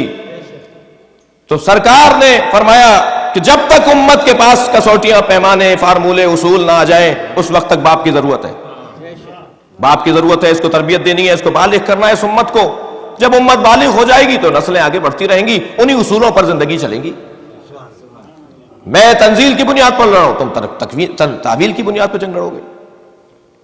اور شاید پیغمبر اکرم نے اس وجہ سے بھی فرمایا ہو کہ عزیزان گرامی الجھنیں جو آئیں گی ان میں ضروری ہے کہ ایک باپ کا عنوان دوں. ایام اعزا ختم ہوں گے, آپ شادی کی تقریبوں میں شریک ہوں گے, مولانا نکاح پڑھانے آئیں گے, اور جب مولانا نکاح پڑھائیں گے تو دلہن سے پوچھ کر کہ میں فلاں لڑکے سے تمہارا نکاح کر دوں, تو تمہاری طرف سے فلاں لڑکے کے ساتھ تمہاری شادی کر دوں. دلہن سے پوچھ کر آئیں گے اور پھر ڈھونڈیں گے کہ ان کے ابا کہاں ہیں, یا وہ ساتھ ہوں گے تو وہاں ان سے پوچھیں گے کہ آپ کی بھی اجازت ہے آپ کی دختر کا نکاح فلاں سے کر دوں. کبھی آپ نے دیکھا کہ مولانا نے کسی ماں سے پوچھا ہے؟ باپ ہو یا نہ ہو, باپ کا انتقال ہو گیا تو چلا اماں سے پوچھ لیں, ضروری نہیں ہے. بھائی ماں کے پیروں کے نیچے جنت ہے مگر ولی نہیں ہے وہ. ماں کا مقام بہت بلند ہے، باپ سے زیادہ ہے، مگر ولایت باپ کو ہے۔ باپ اگر نہیں ہے تو پڑھا دو، ولی نہیں ہے اس کا۔ کہ اماں موجود ہے، کہ اماں ولی نہیں ہے، اماں محترم ہے، ولی نہیں ہے۔ شاید پیغمبر نے یہ اس لیے فرمایا ہو کہ میں تمہارے درمیان، میں اور علی تمہارے دو باپ ہیں، کہ اگر کسی میدان میں کوئی ماں باپ کے سامنے آ جائے تو یہ مت دیکھنا،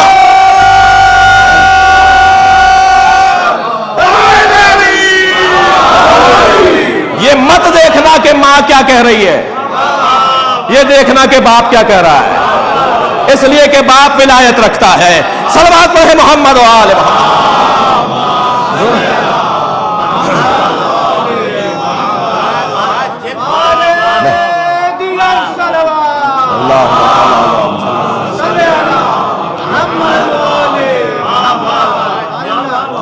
علی سے پیغمبر ملیں گے۔ مولا بتائیں گے، بہار الانوار میں علامہ مجلسی نے پوری جلد ہی تقریباً شمائل النبی پر لکھی ہے، نبی کے شمائل، بالوں سے لے کر ناخن پا تک کی بات ہے، ابھی تو بدن کی بات ہے۔ اور ہماری روحیں جن چیزوں سے جس چیز سے بنتی ہیں نا، ان کا بدن اس سے بنتا ہے۔ اس لیے یہ کہہ کر بھی ہم نہیں گزر سکتے کہ صاحب بدن تو ہمارے جیسا تھا، ہمارے جیسا بدن بھی نہیں تھا ان کا، ہمارے جیسا ان کا بدن بھی نہیں تھا، اس لیے کہ ہمارا بدن مٹی سے بنتا ہے، ان کا بدن اللہ نور سے بنتا ہے۔ یعنی جس چیز سے ہماری روح بنتی ہے، امر ربی، جس چیز سے ہماری روح بنتی ہے اس سے ان کا بدن بنتا ہے۔ اس لیے ہمارے بدنوں کی طرح بھی بدن نہیں ہے۔ بعض لوگ کہتے ہیں نا کہ یہ ہم جیسے ہیں، اس معنی میں بھی ہم جیسے نہیں ہیں۔ ہم ان آنکھوں سے دیکھتے ہیں، یہ بند ہو جائے تو نہیں دیکھتے، یہ بند بھی کر لیں تو دیکھتے ہیں، تو بھائی ایک جیسا بدن کیسے ہوا جی؟ ہم آگے دیکھتے ہیں، پیچھے ہمیں نہیں پتا کیا ہے، یہ پیچھے بھی دیکھ رہے ہوتے ہیں۔ سرکار دو جہاں جب کبھی نماز میں کبھی ایسا ہوتا تھا کہ صفوں میں کچھ ہو جاتا تھا تو بعد نماز جماعت حضرت فرماتے تھے کہ یہ کیا ہو رہا تھا، تو کہتے تھے کہ یا رسول اللہ آپ کیا پیچھے دیکھ رہے تھے؟ تو حضرت فرماتے تھے جیسے ہم آگے دیکھتے ہیں ایسے پیچھے دیکھتے ہیں۔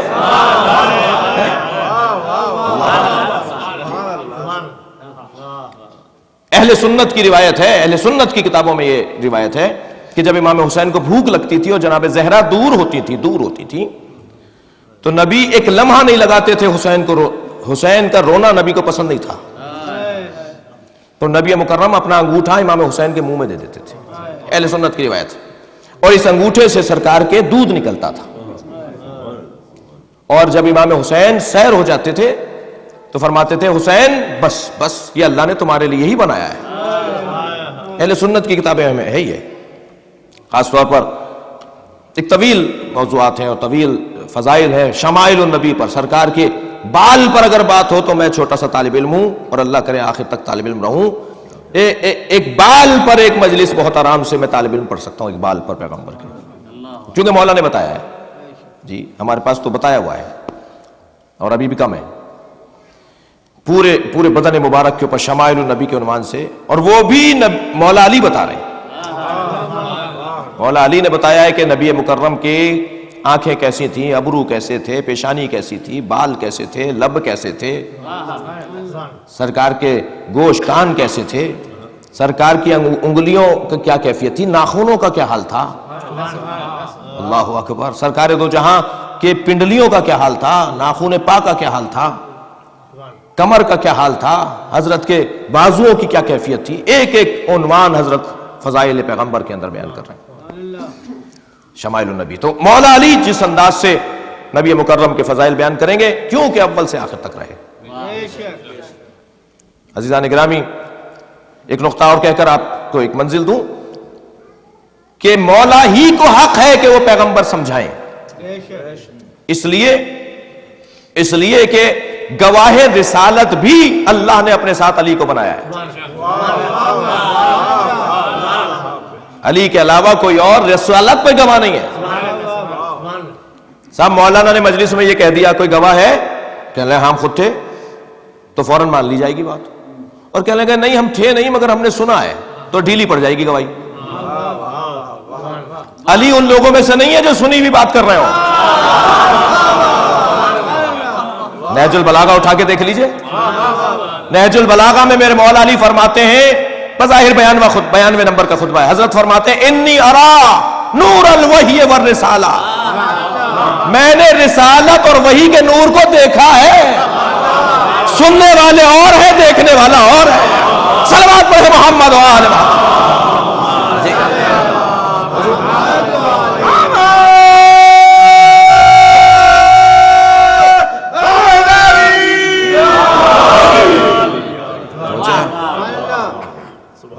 مشاہد ہیں، گواہ ہیں، شہید ہیں، مشاہدہ کرنے والے لوگ میں سے. پیغمبر کے بارے میں اگر کوئی صحیح بتائے گا تو مولا علی کے ساتھ. اور الحمدللہ اسی خط پہ چلنے والوں کا مجمع ہے، اسی راہ کے راہیوں کا مجمع ہے کہ ہمیں اگر نبی مکرم کی زندگی پر غور کرنا ہے تو ہمیں گھر والوں سے، اور ایسا گھر والا جو باہر والا بھی ہے، جو باہر کے حالات سے بھی آگاہ ہے، جو گھر کے حالات سے بھی آگاہ ہے.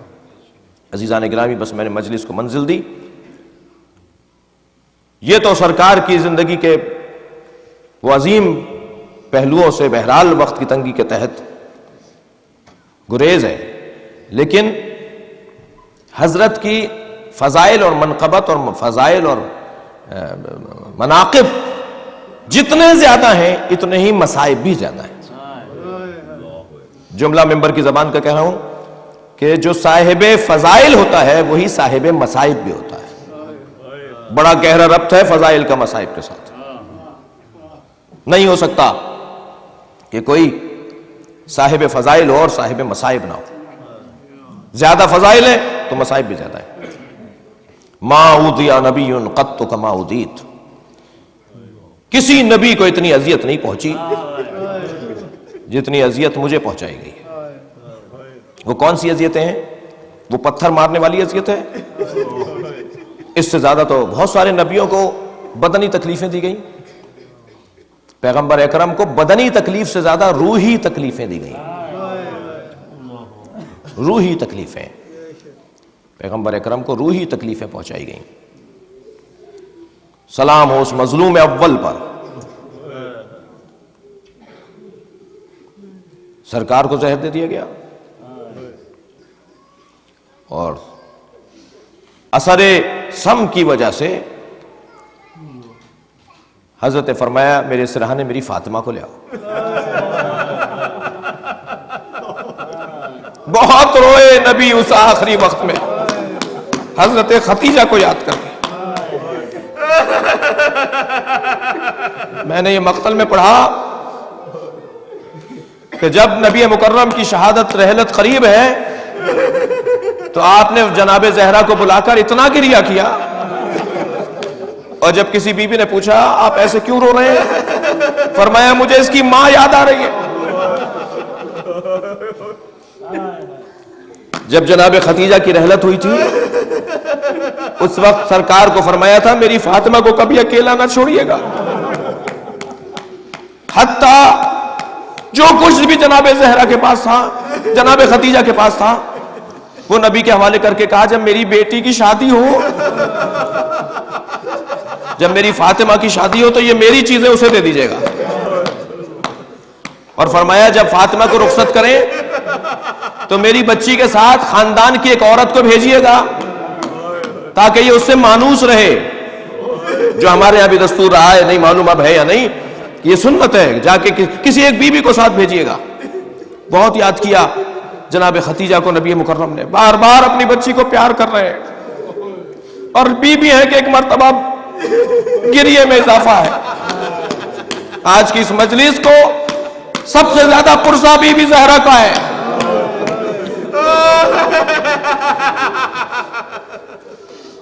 عجیب غم ہے جناب رسالت میں آپ کا. سب سے زیادہ پرسا اس وقت بی بی فاطمہ زہرا کو ہے. گریہ کر رہی ہیں جناب زہرا اپنے بابا کے سرہانے بیٹھی ہوئی کہ ایک مرتبہ دروازے پر دستک ہوئی. بی بی نے آواز دے کر پوچھا کون ہے؟ کہا میں نبی سے ملنے آیا ہوں.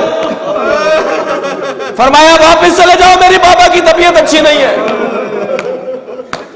کچھ دیر کے بعد پھر وہی شخص آ گیا, پھر جناب زہرا نے لوٹا دیا. جب تیسری مرتبہ وہ آیا, وہ آواز آئی, نبی نے فرمایا فاطمہ اسے آنے دو, یہ کسی کے دروازے پر نہیں رکتا, یہ تیرے دروازے کی عظمت ہے, یہ ملک الموت ہے, یہ ملک الموت ہے, مجھے لینے آیا ہے, اور تو اسے لوٹا دیتی ہے. فاطمہ اسے لوٹا دیتی ہو, اسے آنے دو, یہ تمہارے دروازے کی عظمت ہے. عجب نہیں اس وقت پیغمبر نے گریہ کیا ہو. یعنی فاطمہ کے دروازے پر ملک الموت رکے, بغیر اجازت کے فاطمہ کے گھر میں نہ گھسے. وہ کیسا دور تھا, لکڑیاں لا کر دروازہ چلا دیا. اجرکم اللہ. پیغمبر اکرم کی عزاداروں جناب فاطمہ زہرا کے گود میں رحلت ہو گئی. نبی کے لبوں پر لب رکھ دیے, پیشانی پر پیشانی رکھ دی, رخساروں کے بوسے لینے لگی. بابا کلمنی, بابا ابھی تو بات کر رہے تھے, کیا ہو گیا؟ بابا مجھ سے باتیں کیجئے. ایک جانب حسن ہے, ایک جانب حسین ہے, اور جنازے پر ایک گریہ و فغاں ہے. ادھر گریہ ازاری ہو رہا ہے. عجب نہیں بی بی کو انتظار ہو کہ کوئی پرسے والا آئے گا, لیکن کوئی پرسے کے لیے دروازہ نہیں بجا. مولا کائنات نے ایک مرتبہ نبی مکرم کے غسل و کفن کا اہتمام کیا. عزادارو ابھی نبی کے جنازے کی شبیہ تابوت کی آپ زیارت کریں گے. ذہن میں رہے کہ یہ پہلا تابوت ہے جو پنجتن میں اٹھ رہا ہے. رونے والوں, ہم یہ شبیہ تابوت کیوں اٹھاتے ہیں؟ ہم یہ تابوت کیوں برآمد کرتے ہیں؟ ہم یہ تابوت اس لیے اٹھاتے ہیں کہ تابوت نہیں اٹھایا گیا. کوئی تابوت اٹھانے والا مدینے میں نہیں تھا. بڑی شکایت ہے امت کو کہ پہلا جنازہ ہے نبی کا. نبی کے جنازے میں کتنے لوگ؟ 11 یا 13 لوگ. یہ مظلومیت کے لیے لاکھوں کی تعداد میں کلمہ پڑھنے والے. نبی کے جنازے میں 11 آدمی ہیں یا 13 آدمی ہیں؟ کہاں گیا اتنا بڑا مجمع؟ کوئی نہیں ہے. یہ مظلومیت پیغمبر کی دیکھیے. آج جنازوں کے مجمع سے طے کیا جاتا ہے کتنا بڑا آدمی تھا. کہا بھائی بہت بڑا آدمی تھا, اتنا بڑا آدمی تھا, اتنا بڑا مجمع تھا. جو کائنات کا سب سے بڑا وجود, اس کی مظلومیت, میں کہتا ہوں اسی پر گریہ ہو جائے تو کافی ہے کہ 11 یا 13 آدمی نبی کے جنازے میں. اور جب جنازہ دفنا دیا گیا تو کہنے لگے ہمیں پہلے بیت نے بلایا نہیں. بڑی شکایت تھی کہ اہل بیت نے نبی کے جنازے میں نہیں بلایا. پیغمبر کے جنازے میں 11 تو تھے, اس کے بعد پنجتن میں کون سا جنازہ ہے؟ اس کے بعد جناب زہرا کا جنازہ ہے. پیغمبر کے جنازے میں, تکلف کر کے نہیں روئیں گے, پیغمبر کے جنازے میں 11 یا 13 افراد, فاطمہ زہرا کے جنازے میں تو 4 لوگ ہیں. یہ امت کہاں ہے؟ جناب سیدہ کے جنازے میں 4 آدمی. اور جب جنازہ دفنا دیا تو کہنے لگے قبر کھودیں گے, ہمیں اہل بیت نے جنازے میں نہیں بلایا. عزادارو اب تیسرا جنازہ سنیے. تیسرا جنازہ مولا کائنات کا 2 آدمی ہیں. یہ مکمل مرثیہ ہے. پیغمبر کے جنازے میں 11, زہرا کے جنازے میں 4, علی کے جنازے میں 2. یہ کہاں گئی امت؟ بڑا اعتراض تھا, رونے کے لیے جملہ کہہ رہا ہوں, بڑا اعتراض تھا کہ ہمیں جنازوں میں نہیں بلاتے. اب اس گھر میں 4تھا جنازہ ہے. بہت دنوں سے شکایت تھی, بہت دنوں سے اعتراض تھا کہ میں اہل بیت جنازوں میں نہیں بلاتے. 4تھا جنازہ امام حسن کا, امت کو بلا لیا. 3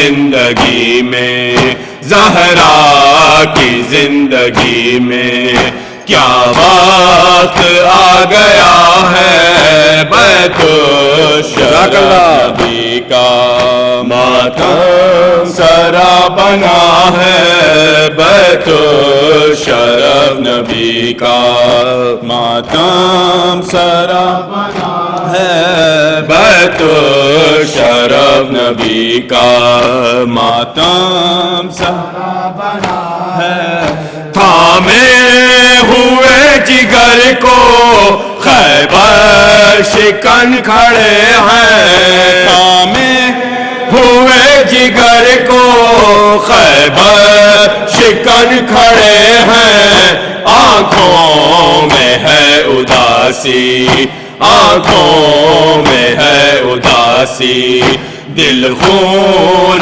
رو رہا ہے بیت الشرف نبی کا ماتم سرا بنا ہے بیت الشرف نبی کا ماتم سرا بنا ہے بیت الشرف نبی کا ماتم سرا بنا ہے، دیدار اب نہ ہوگا سردار انبیاء کا، دیدار اب نہ ہوگا سردار انبیاء کا، وحسرتا مدینہ وحسرتا مدینہ ویران ہو گیا ہے بیت الشرف نبی کا ماتم سرا بنا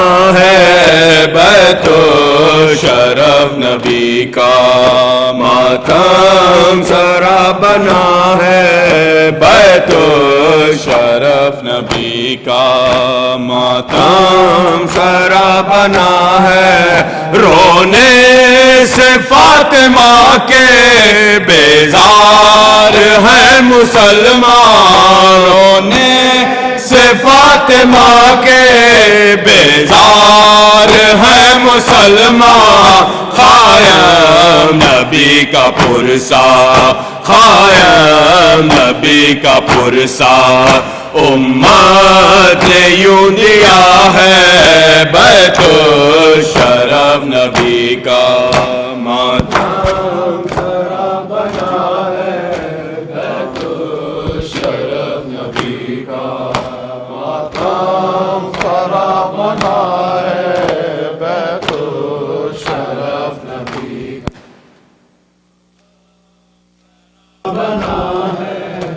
ستم کی ہو گئی یہ انتہا رسول کے بعد، ستم کی ہو گئی یہ انتہا رسول کے بعد، ستم کی ہو گئی یہ انتہا رسول کے بعد، ہمیشہ روتی رہی فاطمہ رسول کے بعد، ستم کی ہو گئی یہ انتہا بعد، ستم کی ہو گئی یہ انتہا رسول کے بعد، ہمیشہ روتی رہی فاطمہ رسول کے بعد، ستم کی ہو گئی انتہا رسول کے بعد، ستم کی ہو گئی انتہا رسول کے بعد، رسول زادی کھڑی کیوں رہی سرے دربار، رسول زادی کھڑی کیوں رہی سرے دربار، یہ کون تخت پہ بیٹھا رہا رسول کے بعد، ستم کی ہو گئی انتہا رسول کے بعد، ستم کی ہو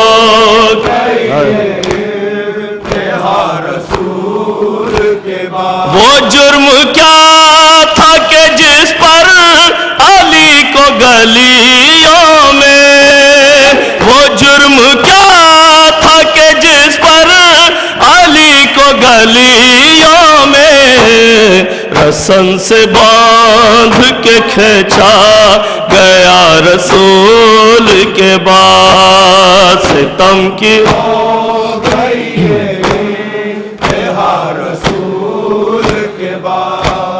ستم کی ہو گئی وہ جا کے شہر سے باہر پدر کو روتی رہی، وہ جا کے شہر سے باہر پدر کو روتی رہی، کسی نے گھر میں نہ رونے دیا رسول کے بعد. ستم کی ہو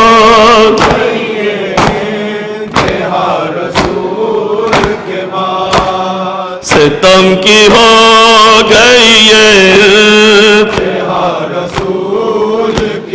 شکستہ ہو گیا کیسے بطول کا پہلو، شکستہ ہو گیا کیسے بطول کا پہلو، بتاؤ ظلم یہ کس نے کیا رسول کے بعد. ستم کی ہو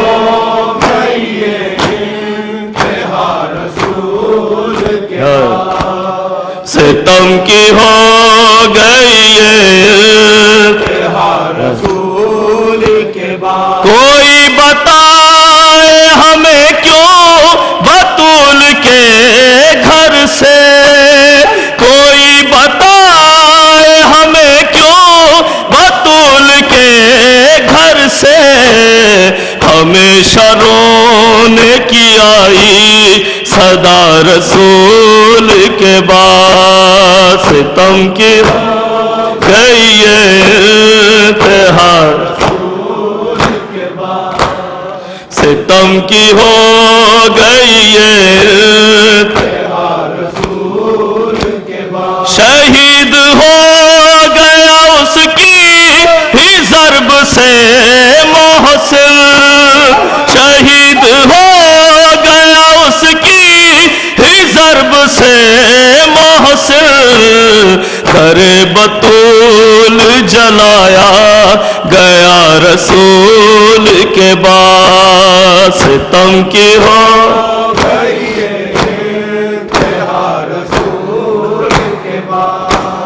ستم کی ہو گئی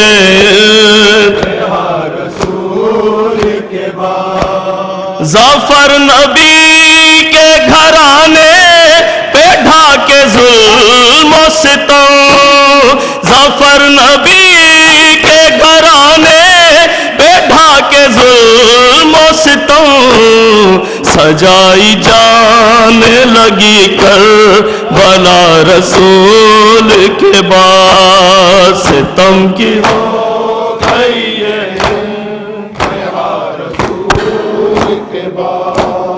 ستم کی ہو گئی رسول کے بعد. سلمدار سلمدار سلمدار عباس سلمدار عباس سلمدار عباس سلمدار عباس سلمدار عباس سلمدار عباس سلمدار عباس سلمدار عباس سلمدار عباس سلمدار اپنے زبانوں پہ علمدار علمدار عباس سلمدار عباس سلمدار اپنے زبانوں پہ علمدار علمدار